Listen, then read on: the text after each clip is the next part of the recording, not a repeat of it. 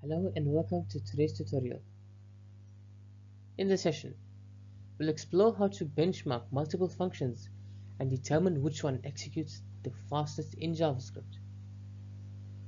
Performance testing is crucial in optimizing code efficiency, ensuring that we choose the most performance function for a given task.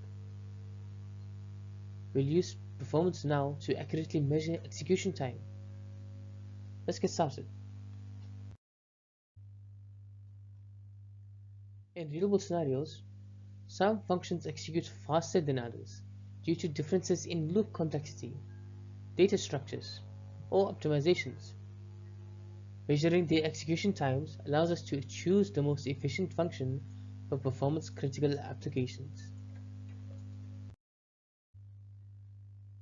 This function works by measuring the time each function takes to execute over a number of iterations. The map method stores execution times, and mathmin finds the fastest function's execution time. Finally, index_of retrieves the corresponding function index.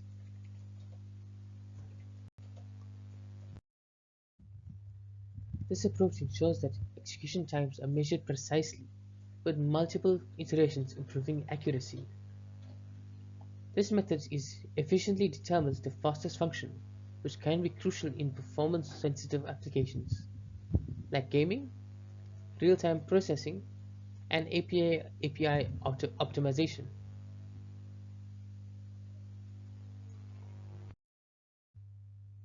This function efficiently benchmarks multiple implementations, helping us choose the best performing function. The output index allows us to easily retrieve and use the fastest function in performance-critical scenarios.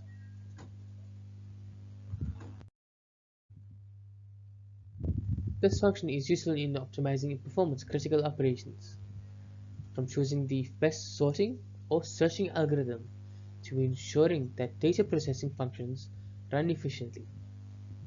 It is also widely used in game development to measure real-time execution speeds. This wraps up our lesson. We've learned how to benchmark JavaScript functions by measuring their execution times and selecting the fastest one.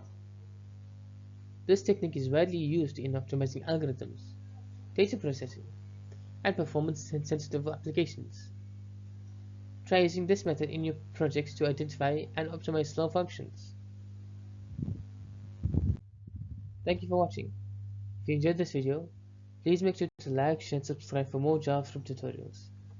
I'll see you in the next one.